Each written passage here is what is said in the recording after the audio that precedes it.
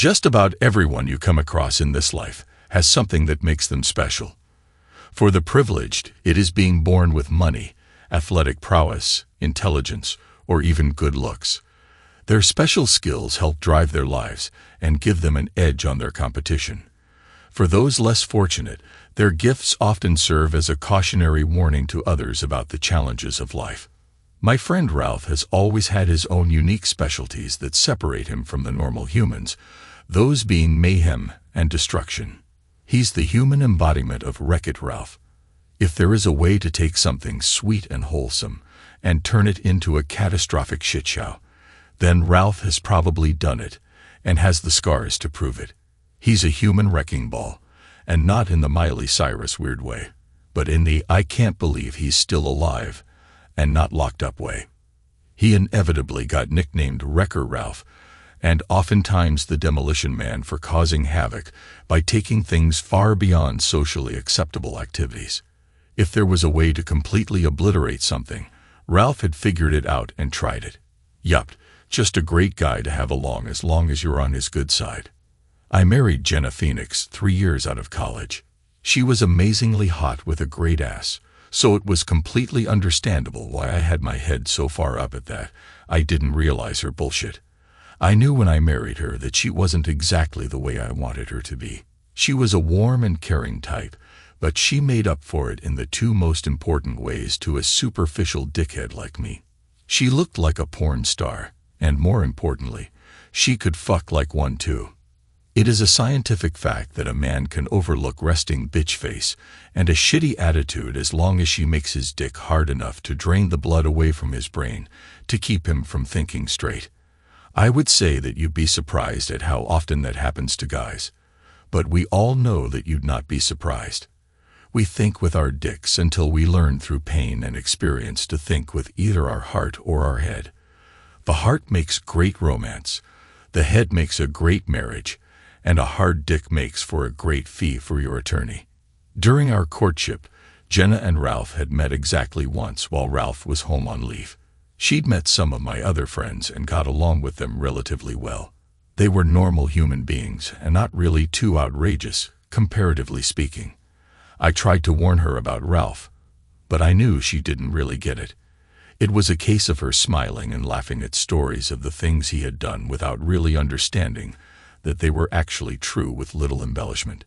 Stories are really funny when those things are happening to other people, but they take on a whole new meaning when you are caught up in the middle of them.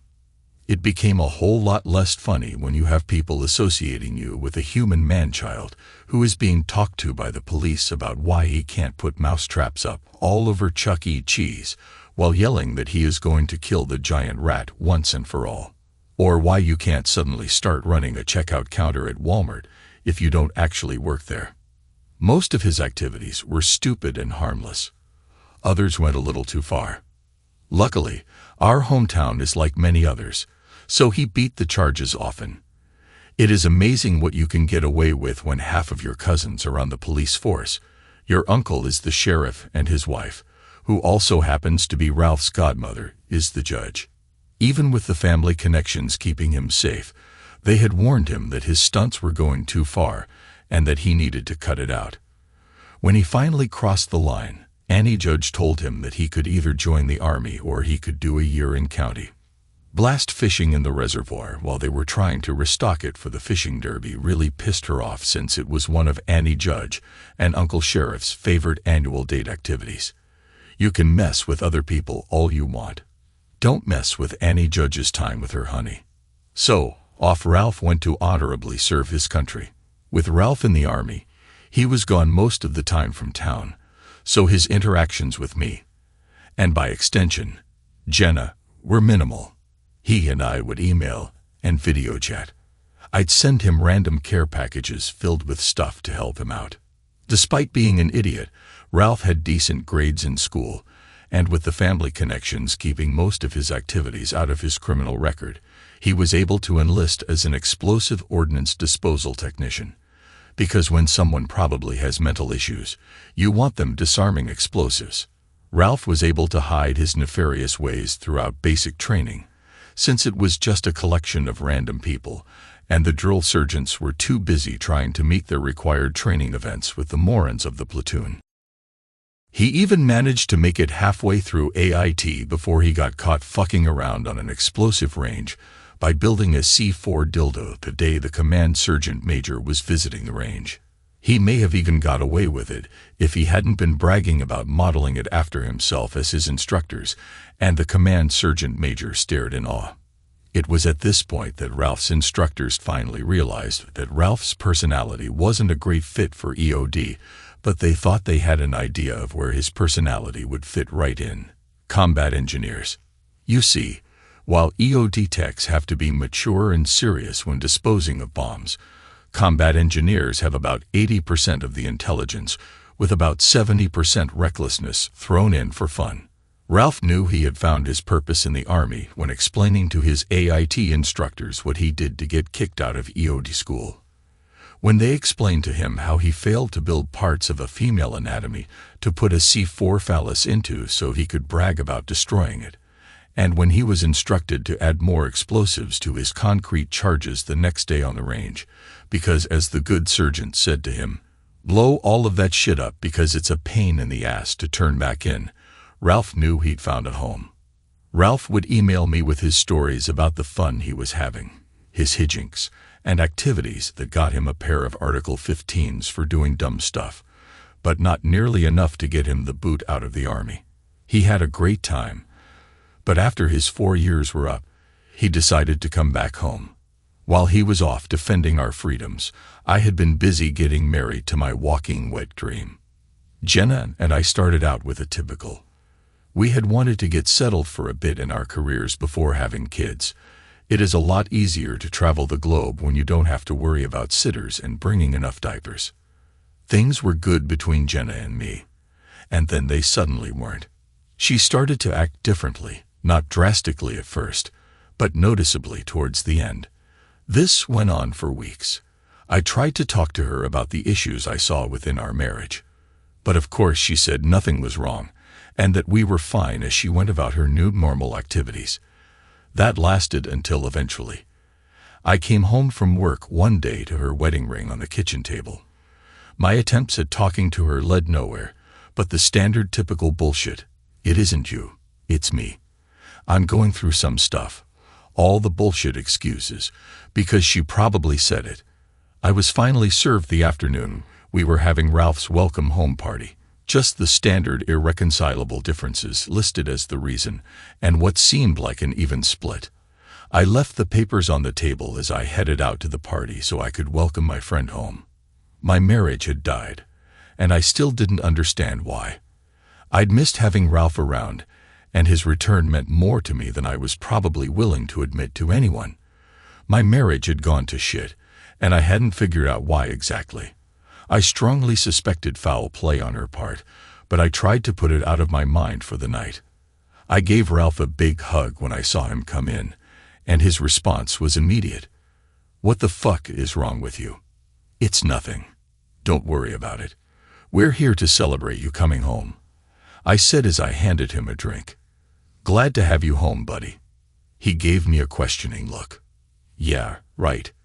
Then he got a grin. "You're right. It is good to be home." We had a few shots that night. By a few, I mean we drank the bar dry, and then they needed to go to the liquor store around the corner for more. They finally kicked us out, and Ralph and I made our way to the local fine dining option that is open in the middle of the night. All grease, no taste. Perfect. With the noise of the party died down to the quiet of the diner, Ralph asked, "What happened?" "I don't know. Everything was fine. Then things got weird, and then she left. I got the divorce papers a few hours before your party. I still don't know what happened." As he always did, he got straight to the point. "So who is she fucking?" "I don't know." After thinking for all of about 4 seconds, Ralph declared, "Okay, so here's the plan. We fuck up her life, and then we find out who he is, and we fuck up his life too." For the first time in a while, I actually smiled. Is it that simple? Of course it is. She's gone. You can't go back to that time. You can't be the cunt anymore after what she did. So why bother crying about it like a little bitch? Even if she walked back into your life, would you ever trust her again? Fuck no. He wasn't wrong about any of it. She was gone. It was time to burn that bridge and move on. He got the stupid grin on his face that I'd seen 100 times before. I'm on terminal leave for the next month, so I have plenty of time to help with this. You take care of the lawyer. I'll take care of the rest. I laughed. What the fuck are you going to do? Don't worry about this, bro. We finished eating our grease and called for a ride back to my house and finally went to bed. By the time I woke up the next day, it was about 11 in the morning, and I could hear noises outside like people were talking in the driveway. As I looked out the window, I saw the driveway full of my stuff that had been inside the house before I'd gone to bed, and people rummaging through it. Walking up to Ralph, I took a sip of my coffee as I asked Ralph what he was doing, though the hand-drawn sign declaring the cheating slut sale gave me a pretty decent clue what he was doing. What does it look like I'm doing? I'm making you some money. Thank you. But how do you know what is Jenna's stuff and which is mine? That's easy. If it's female crap, then I'm selling it because it is probably hers. And if it looks classy, I'm also selling it because it probably isn't yours since you clearly have shitty taste, especially in women. I nodded my head. Fair points. There was no point in stopping him. I felt a little bad about some of the things getting sold since some of them were family trinkets that Jenna had loved. But at this point, I didn't care at all. I didn't care as Ralph handed me some printed papers. She really is a dumb bitch. She probably should have logged out of her email on your house computer before she left, but thankfully she didn't. She's been fucking some dude named Tim who she works with. They'd been fucking for a bit and sharing photos with each other. Really, you should have known better than to marry a chick with a tramp stamp of a butterfly above her ass. I looked over what he'd given me, astonished at how easily he'd found out about her cheating. I let out a trite. I never knew. No shit, dickhead. Because you trusted the cunt. But that's done now. Time to move on. I shrugged my shoulders and haggled with a lady on the price of Jenna's wedding dress. The nice woman was very excited when I counter-offered from her original suggestion of $500 to $20. It was dumb to give away the comment, but I looked forward to someday sharing with her that it sold for $20 as a nice fuck you. While the sale was going strong, I sent a text to a friend who sells his soul daily as a family practice attorney. He shot one back telling me to come over to his office so he could review the offer and sign some documents. I got back in the middle of the afternoon, and just about everything was gone. The house looked almost empty inside, except for the basic requirements of what a guy needs to survive. Ralph was just finishing packing up a large box that was labeled Jenna's stuff on the sides. Ralph smiled at me. How'd it go with the lawyer? Fine. No issues. The agreement is fair, so I've signed it. I won't do any better with the courts. When did your sale end? About an hour ago. I had to run out to get some supplies, but I'm done now. This is all that is left of her stuff. He then handed me an envelope. That's her cut of the sale. Her cut came to $214.65. Make sure she gets her half. We should probably drop off her stuff at her parents' house so she doesn't have a reason to come back here. That makes sense. Let's drop off her stuff, then go grab something to eat. Knowing that her wedding dress alone had cost the amount of a cheap car, I knew that Ralph probably hadn't gotten the best deal possible, but I was just glad to have it out of the house so I could start my new life.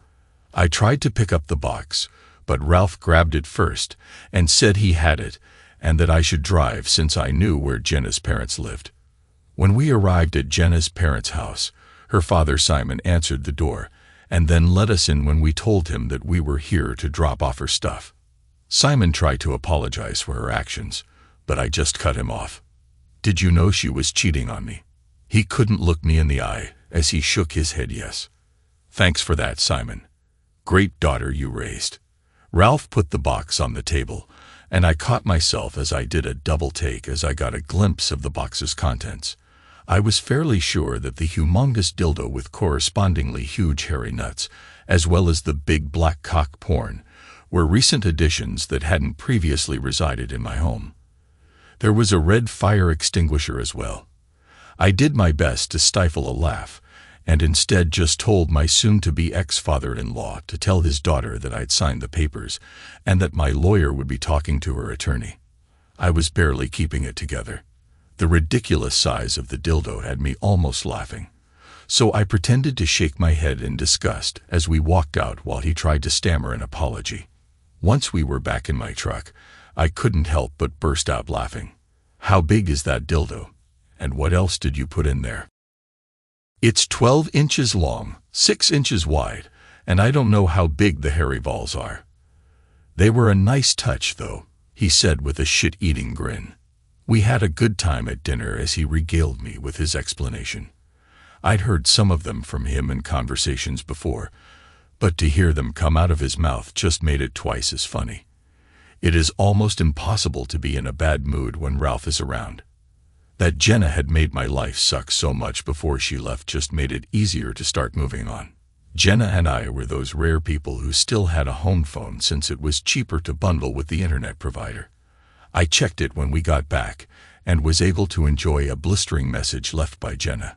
Her ranting and raving were barely understandable as she screamed for about 2 minutes straight about cell phones, huge dildos, hairy balls, father thinking she was pregnant, and big black dicks. I checked my phone, and there were no messages from Jenna, but looking up from my phone to Ralph's smile, I checked it again and realized that Jenna's contact had been blocked on my cell. I looked at Ralph. "You were a busy boy today. I understand most of that rant, surprisingly, but not the pregnant part." Ralph grabbed a pair of beers out of the fridge and handed me one. Taking a sip of his, "Sorry, the best I could do with that limited amount of time was draw some lines with a marker." It was a roll of the dice with the pregnancy test, as Jenna or her mother would likely have spotted the fake right off the bat, but I was hoping that her father would see it first and not notice the difference. It was a shot in the dark, but it seems to have worked out. Ralph settled into the guest room, and we became roommates as he adjusted to civilian life, and me to single life. With the divorce in process, Jenna no longer felt the need to hide her new boy toy. Tim was some asshole. I'd met him once or twice at her work functions, but didn't really know him. A little while later, I came across a flyer as I went to grab a coffee downtown. I picked it up off the corkboard and put it into my pocket to take home. Walking in the door that evening, I handed Ralph back what was obviously his handiwork. "Cute." He smiled at his work. "I have no idea what you're talking about," he said as he looked over the flyer. It showed Jenna and new love Tim in a compromising position. All of the naughty parts had been covered over, but it was clear what they were doing. That it had both of their names and said that he was not her husband when it happened made it much more damaging. The distribution was centered around the office and expanded out from there. I asked how many he had put out, and Ralph replied, "A few thousand." "How'd you find the time to put them all?" "Easy. I found a bunch of teenagers hanging out and gave them $20 each to put them up everywhere. Even if some ended up in the trash, they still got to cause trouble. And isn't that what being a teenager is all about?" As I hit play on the house phone messaging service, Jenna's ranting came across. "Everywhere. Mall. Work. Thinks I'm a slut." It was pretty easy to follow her tirade this time. More so because I just didn't care anymore. But when she said, "Homeless guy with a sign," I gave Ralph a questioning look. Ralph handed me a beer, then showed me a video on his phone of a guy who looked homeless twirling a sign that said, "A cheating slut lives here." Ralph took a sip of his beer. "One isn't homeless. He's a new friend of mine from the VFTs. And his wife left him while he was in Afghanistan. He was pretty happy to embarrass a cheating slut, even if it wasn't his own." I sipped my beer as we watched the video of one spinning his sign with gleeful enthusiasm. The divorce continued to progress through the system. Jenna's attorney contacted mine about stopping the harassment. My lawyer said that I had no idea what she was talking about, and that if Jenna was going to slander me, then we'd change the reasons for the divorce to adultery. I would have changed the reason from irreconcilable differences already, but I just wanted it over, and I wouldn't have gotten better terms. But the threat worked, and she backed off. The next raving message days later went something along the lines of, "Fucking cowbell. Assholes. Game of Thrones. High Sparrow. Shame." Part of the fun had become trying to figure out what he'd done based off her histrionics. This time it seemed pretty evident. As usual, Ralph handed me a beer and then started the video. So Juan's girlfriend Maria heard about what was going on from Juan. Maria's ex-husband had left her while he was in Afghanistan, while she was pregnant, and she is still really pissed about it. So she asked for a way to help out as a form of therapy for herself. The video was fantastic. Maria's loud voice filled the room as she rang her bell. Juan, in his homeless garb, looked like Ricardo Montalban playing the High Sparrow. He looked unjudgingly. Jenna looked ashamed. Tim looked like he wanted to be anywhere but there. I took a sip. Where did this happen? Ralph laughed. Fucking Red Lobster. Taking another taste, I asked. So no one got naked. Slamming his hand down on me, Ralph said, "Shit. I knew I forgot something. I guess we'll have to go to see some naked titties to make up for it. Your logic is impeccably sound, my friend." "Let's go," I said as I grabbed my keys, and we headed out to the local gentleman's club to remove that stain on Ralph's honor from his nudity mistake. As we watched the boobs dance, I asked him when it would end. "When the divorce is final, I'll let it go then. Until then, fuck her." The gorgeous dancer with the shockingly original name of Ebony then smiled at Ralph as well. "And receipt from her washman. Ralph, we are immediately back. Go forth. I'm leaving." "And you, all right. And you go then to the town. And I found that Bob is not patient anymore. You can't go back there. You saw her, now you're here. We broke up, boo. Like God's treaty. What's your?" I said. "Nothing wrong with you." It was nothing. "What's wrong with you?" "Nothing." The triumphant, deceitful smile, he declared, "Did you know that red bell peppers end up smelling like mothballs if they sit long enough?" The internet is an amazing place.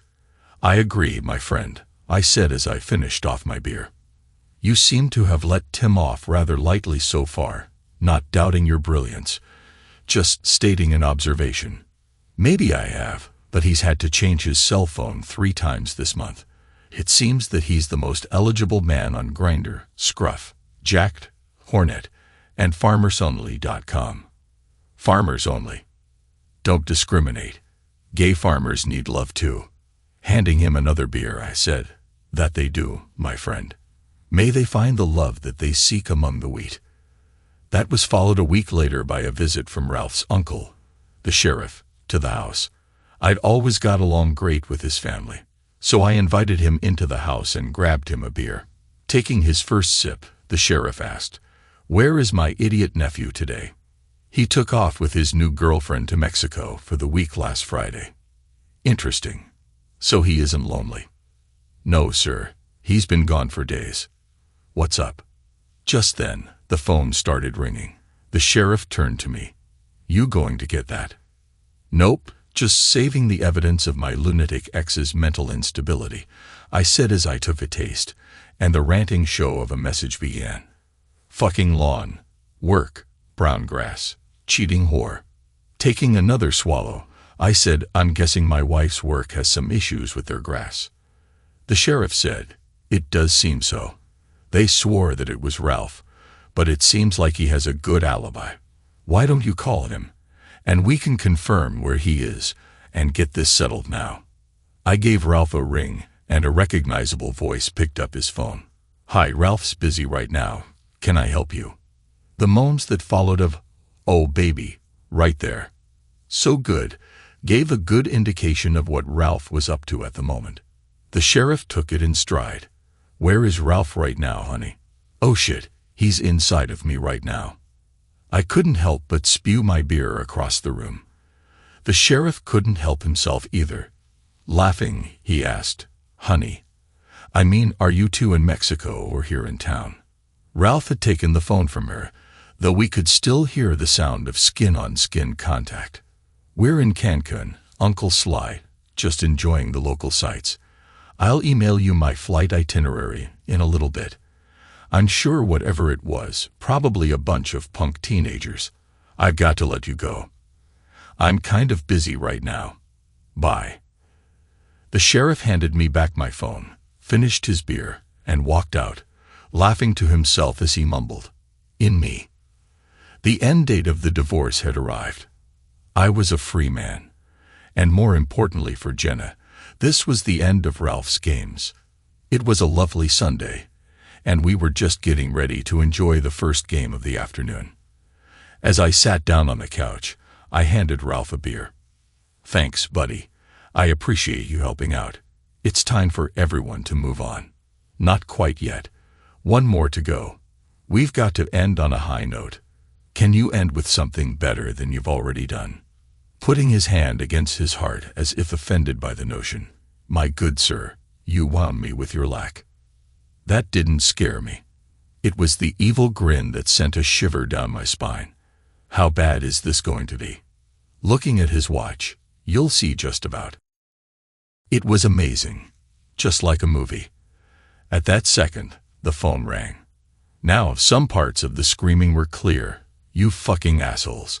Others were just bits of words like church, grandmother, midget, Elvis, strap-on, threesome, whole congregation. I looked at Ralph. "What the fuck did you do?" He just smiled. "Want to watch?" he said as he opened up a video on his iPad. Inside was clearly the church that Jenna and I had been married in, so I recognized it quickly. The minister was preaching when suddenly a man came forward.